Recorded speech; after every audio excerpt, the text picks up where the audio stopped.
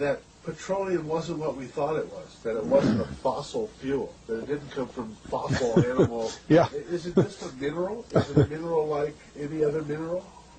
Is that how it, what would you say? What's the origin of You see, petroleum? when they first found petroleum, because they were beginning to make motors and needed on axles of wheels on railroad trains and all that sort of thing, and remember trains started in the beginning of the 19th century, then oil went from just a lubricant to a fuel, and it made it valuable. And Rockefeller happened to be the smartest man in the business at the time, but he made most of his money, or much of it, off the transport of the petroleum as well as selling it. But one thing they realized was, because oil is putting a price on oil is like putting a price on a pail of water. You know, no initial cost. It's in the ground, and in those days they were, some of it almost what you'd call surface mining the oil. They didn't go down deep.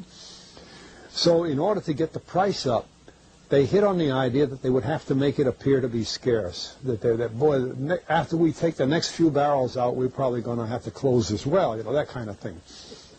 Well, a very fortuitous event. In 1892, there was a convention in Geneva of scientists to determine what organic substances are.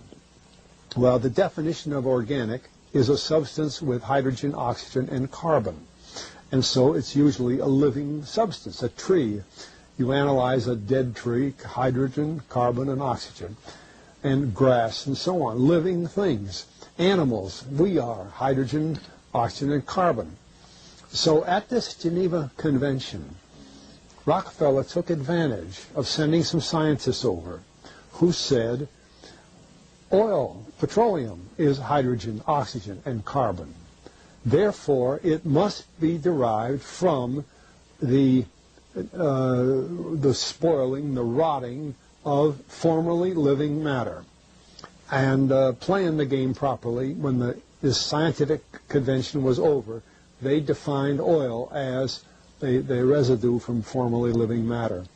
Well, that makes it a fossil fuel. I don't know why they decided to use the word fossil, but it says formerly living matter, it's fossil. Well, of course, today, and another thing we should know is that there has never been a fossil, a real fossil, found below 16,000 feet. And you can't argue at 16,000 there's a level line, because someplace the ground sinks and so on. But 16 is what the scientists say, 16,000. We mine oil, or we drill for oil, at 30,000, 33,000, 28,000 every day of the week. So right there we rule it out that it isn't fossil fuel. It's called fossil fuel for the minds of the public to feel that it is an asset that is running out, being depleted. We talk about depletion allowance, which is a lot of, you know. And actually, if you know the world's oil supply, you know that it is not going to run out for an awfully long time. It is the second most prevalent liquid on Earth. And we haven't begun to dig. Well, with all that background, you see, the people in charge of the petroleum business, for perfectly reasonable business things, like any other man in the business, wants to keep his price as high as he can get away with.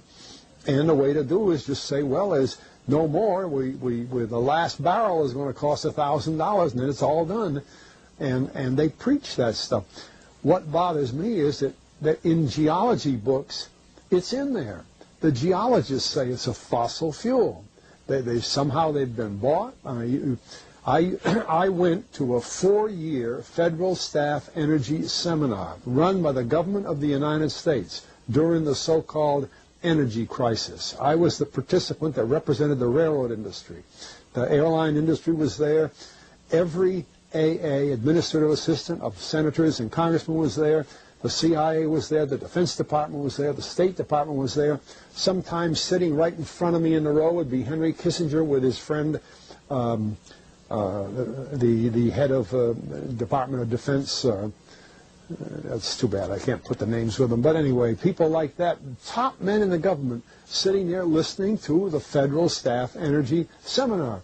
Well, what this was doing is for 4 years, they were teaching a propaganda line to the leading people in this country, and therefore to the leading people in the world, when you include the Schlesingers, Kissinger and Schlesinger, among others. And the object of it was, as Kissinger used in his own terms when it was time for him to speak, to create a world price for oil. In other words, not 30 cents a gallon here and 90 cents a gallon there, but let's get a world price. That's their goal, and they're trying to do that for wheat and everything else.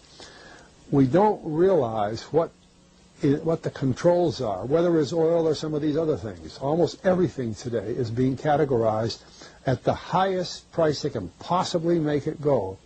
And so calling petroleum a fossil fuel is the basis for this system with respect to petroleum.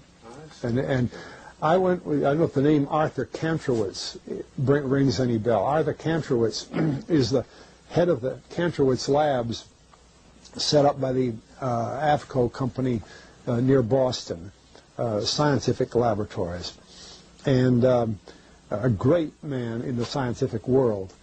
And Kantrowitz and I were sitting at a table at this seminar once, and the table happened to be all young college grad, PhD geologists.